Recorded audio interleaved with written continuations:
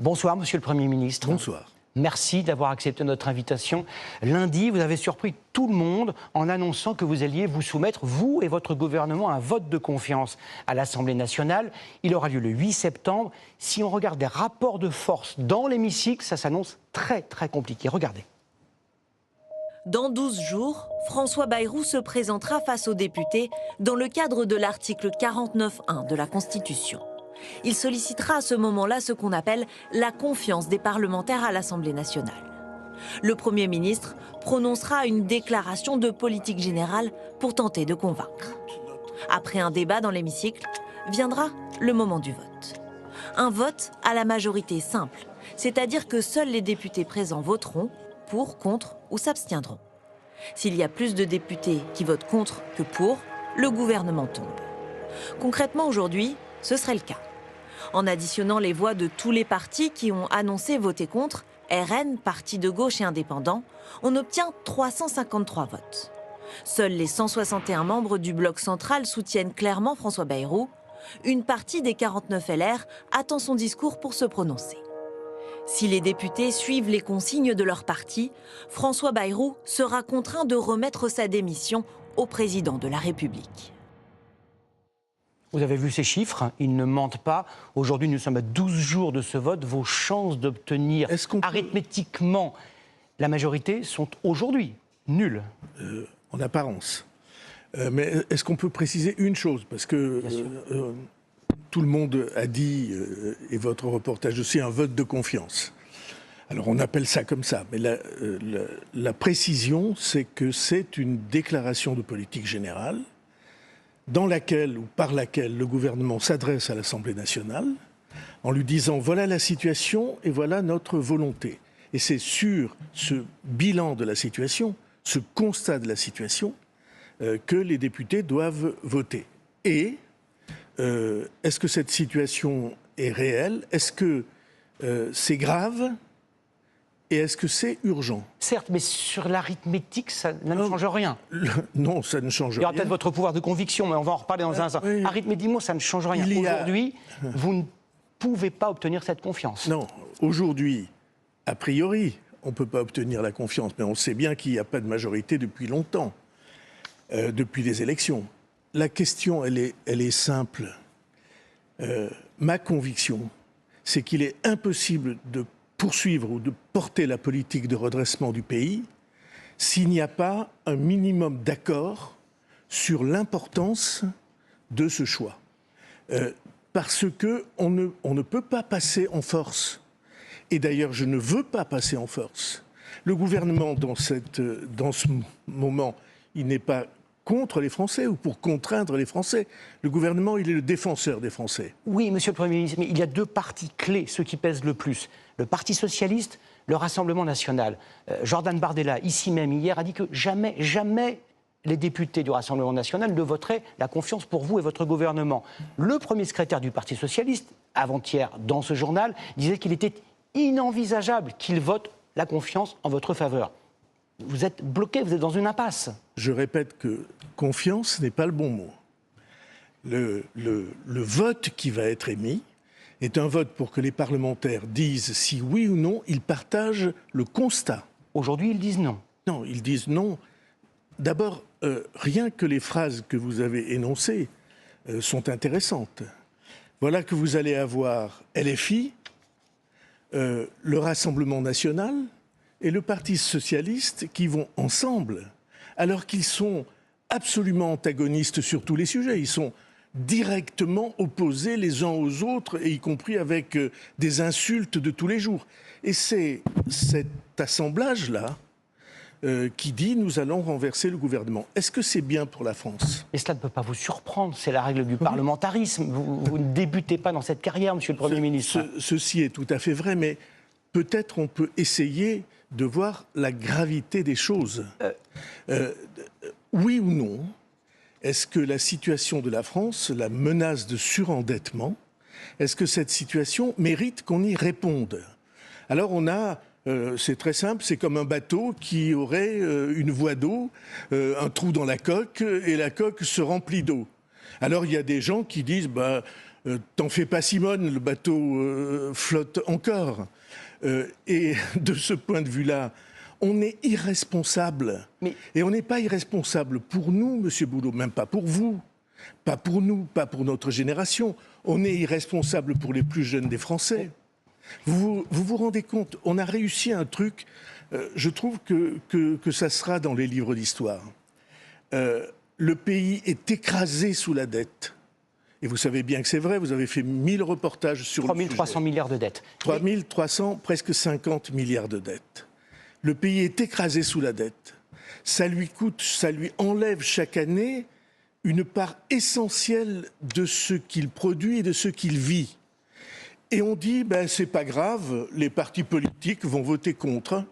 Mais je vous donne 2 chiffres. Pardon, je ne veux pas vous interrompre. Je vous en prie. Je vous donne 2 chiffres. Le pays produit chaque année 50 milliards de richesses de plus que l'année précédente. 50 milliards. Et sur avec ces 50 milliards, on fait 150 milliards de déficit supplémentaire. Ça ne mérite pas que TF1, que le journal de 20 heures, Gilles Boulot disent « mais enfin, il se passe quelque chose qu'on ne peut pas accepter ». Il faut parler de votre méthode. Aujourd'hui, vous avez appelé les représentants des partis d'opposition, qui ne sont pas de votre parti, à venir vous voir à Matignon pour consultation à partir de lundi. Mais pourquoi ne l'avez-vous pas fait avant ? Parce qu'ils étaient en vacances. Mais ils avaient un numéro de téléphone, ils ont une adresse e-mail. Madame Le Pen dit qu'elle vous a écrit une lettre au mois de juillet à laquelle vous n'avez pas répondu. Parce que... Les représentants du Parti socialiste disent que vous ne répondiez pas à leur invitation. Ceci est quand même drôle. Je ne dis pas que c'est vrai, c'est ce que eux disent. Écoutez, on ne va pas passer son temps à dire qu'est-ce que vous faisiez au mois d'août, parce que au mois d'août, ils étaient tous en vacances. Et que j'ai, d'une manière ou d'une autre, échangé directement ou par intermédiaire avec les uns ou les autres. Mais il y a une chose très simple. Si vraiment cette question de discuter ensemble est ouverte, je les reçois à partir de lundi. Sauf que là, le temps presse. Non, non. Il reste 12 jours, et 12 jours, c'est très très long pour parler. J'ai dit une chose simple, nous n'avons pas ouvert de négociations parce qu'il y a une question à poser avant les négociations. C'est est-ce qu'on est d'accord sur la gravité et sur l'urgence des choses ? Et si on est d'accord sur la gravité et sur l'urgence des choses, alors on ouvre des négociations, on a un mois après, avant la présentation du budget. On a tout à fait le temps de regarder les choses et j'ai dit que j'étais prêt à examiner mesure par mesure, comme on dit, décision par décision, nous y venons. La totalité de ce que nous avons annoncé. Nous y venons. Pour que les choses soient claires, ça va concerner les Français qui nous regardent. Êtes-vous prêt à négocier, à trouver un compromis sur des mesures très simples ? Les 2 jours fériés que vous voulez supprimer, l'année blanche en 2026 ou la hausse de l'imposition des plus hauts revenus. Est-ce que ce sont des thèmes concrets sur lesquels vous êtes prêt à lâcher du lest ? Sur tous les sujets, je suis prêt à discuter, sauf sur un. C'est l'effort qu'on doit faire pour que la France choisisse la trajectoire de sortir du surendettement. Cet effort est conséquent. Je répète, on produit 50 milliards de richesses chaque année, nouvelles, et chaque année, nous augmentons le déficit de 150 milliards. Quelle famille, quelle entreprise, quel garage ou quelle association peut réussir à vivre en créant chaque année 3 fois plus de déficit qu'il n'a de ressources. Dites pas mais. Non, mais ces partis ne sont pas. Ne disent pas que vous dites faux, Monsieur le Premier. Ils disent juste la méthode de François Bayrou, ce qu'il veut appliquer n'est pas bon. C'est mauvais pour la France. Ils ne disent pas que vos 44 milliards n'existent pas. Chacun prendra ses responsabilités. Si on s'accorde sur les 44 milliards que vous énoncez, vous venez de dire une phrase importante. 44 milliards, c'est probablement un seuil. Alors, un certain nombre d'entre eux le nient. Un certain nombre d'entre eux disent « Non, il faut moins économiser. Il faut dépenser plus. » Comme si le déficit duquel on va essayer de sortir n'était pas une menace. Et le déficit, il est une menace pour qui ? Pour les plus faibles du pays. Ceux qui vont trinquer, une partie de ceux qui nous écoutent, c'est ceux qui sont dans la difficulté, c'est les femmes seules avec enfants, et c'est les plus jeunes. Sur ce chiffre de 44 milliards, Monsieur le Premier ministre, la porte-parole de votre gouvernement ce matin sur TF1 disait, bon, 44 milliards, c'est une base de départ, on peut négocier. C'est aussi votre avis? Est-ce qu'on pourrait réduire de 35 ou 40 ou de 38 milliards 5 la dépense publique plutôt que d'aller vers le chaos? Ce n'est pas votre idéal, mais ce serait un terrain d'entente. Je ne suis pas en train de marchander. Donc c'est tout ou rien, c'est 44 milliards ou rien? Je n'ai pas dit ça. Je dis une chose simple. Est-ce qu'on s'accorde sur la gravité et sur l'urgence? Est-ce que c'est vrai ce que je dis? J'ai plusieurs fois lancé le défi à mes opposants de venir défendre une position contraire. Pour l'instant, j'en ai pas entendu. La situation du pays, elle s'aggrave chaque année de manière insupportable. On avait 30 milliards à rembourser tous les ans. 30 milliards, je rappelle, ça fait 30 000 millions d'euros. On avait 30 milliards à rembourser. On est passé en 2 ou 3 ans à plus de 60 milliards. On va atteindre 75 et la Cour des comptes dit plus de 100 milliards en 2029. Personne ne nie ce constat, monsieur. Si. Non. Je regrette infiniment. Pas dans la question que j'allais vous poser dans un instant. Gilles Boulot, si personne ne nie ce constat, alors il y a une question à poser qui fait un pas de plus, qui est-ce qu'on fait ce qu'il faut pour en sortir ou pas? Certains veulent trouver d'autres méthodes que la vôtre. Mais non, il n'y a pas d'autres méthodes. Mais même le président de la République ce matin en Conseil des ministres, vous y étiez bien évidemment, est moins catastrophiste que vous. Il ne dit pas 44 milliards, c'est intangible, je ne bougerai pas d'un centimètre. On a le sentiment que si c'est lui qui négociait et pas vous, cela pourrait être 38, 37 milliards, mieux que le chaos qui possiblement se présente à nous. Ou je surinterprète ce qu'il dit. Oui, un tout petit peu. Mais il est moins catastrophiste que vous. Oh non, il a dit il ne faut pas dissimuler les atouts de la France. Ils sont très grands. Mais nous sommes en train de brûler l'un après l'autre tous les atouts que nous avons parce que la richesse du pays, elle part à ceux dont 60% sont à l'étranger, qui nous ont prêté de l'argent. On va vers 2 catastrophes et peut-être 3. La première, c'est l'explosion des taux. Vous avez vu le reportage que vous avez présenté il y a 5 minutes sur ce jeune homme qui veut acheter un appartement ou une maison. Et votre reporter a dit, mais autrefois c'était beaucoup plus facile. Pourquoi c'est difficile de plus en plus? Parce que les taux d'intérêt montent. Et vous savez bien pour vous-même que ceci est une difficulté. Et pour les entreprises, pour investir dans l'entreprise, et pour les associations, enfin pour tous ceux, familles et organisations qui ont besoin d'emprunter de l'argent. Et donc, ça c'est la première difficulté. Il y a une deuxième difficulté qui est plus grave et que les Anglais ont rencontrée il y a très peu d'années, il y a 2 ans ou 2 ans et demi, c'est quand vous ne trouvez plus de prêteurs. Ce qui a amené la démission de la première ministre éphémère. En 6 semaines. Oui. Et c'est l'Angleterre, c'est la Grande-Bretagne, c'est le Royaume-Uni, c'est un grand pays et c'est un grand pays financier. En 6 semaines, le gouvernement a été obligé de partir. Je ne veux pas accepter la fatalité de ce genre de crise. Et donc vous êtes prêt à faire des efforts, des compromis pour débloquer la situation en tendant la main aux partis politiques. Jusqu'où concrètement êtes-vous prêt à aller avec le représentant du Parti socialiste, du Rassemblement national et d'autres? C'est lundi, c'est très bientôt. Je vais recevoir les responsables de partis politiques et de groupes parlementaires. Je vais examiner les choses avec eux. Mais je dis que la condition préalable, c'est qu'on s'entende sur l'importance de l'effort. Et pour tous ceux qui nous écoutent, la question c'est est-ce que c'est vrai ou est-ce que c'est pas vrai? Est-ce que ce que François Bayrou nous dit, mais il exagère? Eh bien, je demande qu'on regarde et que tous ceux qui, dans le pays, ont une responsabilité universitaire ou économique, qu'ils disent si c'est grave ou pas. Je prétends que lorsque la France est le pays d'Europe qui a presque le plus d'endettement, sauf un, et qui a le plus d'impôts, je prétends que ce pays est au risque. Et la seule chose qui m'intéresse, c'est que ceux qui nous écoutent prennent conscience de cette affaire. On ne peut rien faire sans les Français. Et précisément, on ne peut rien faire sans eux, et on ne peut rien faire contre eux. C'est la raison pour laquelle, alors que tous les Français pensent que les hommes politiques, ce qu'ils veulent, c'est durer, c'est rester à leur place, c'est profiter des privilèges. C'est la raison pour laquelle j'ai pris ce risque en disant c'est suffisamment grave pour que je vous dise le gouvernement engage sa responsabilité. S'il est suivi, on ouvrira toutes les négociations nécessaires. S'il n'est pas suivi, il tombera. Mais nous aurons dit aux Français, sans la moindre ambiguïté, que c'est la vie de la nation qui est en jeu.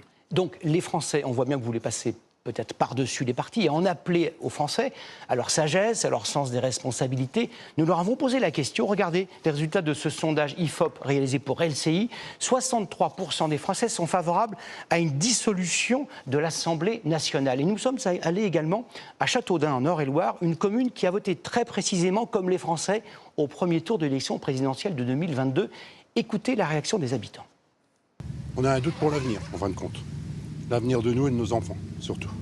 Beaucoup d'inquiétudes, on va dire. En colère, inquiet. Pas que pour moi, pour l'ensemble des Français.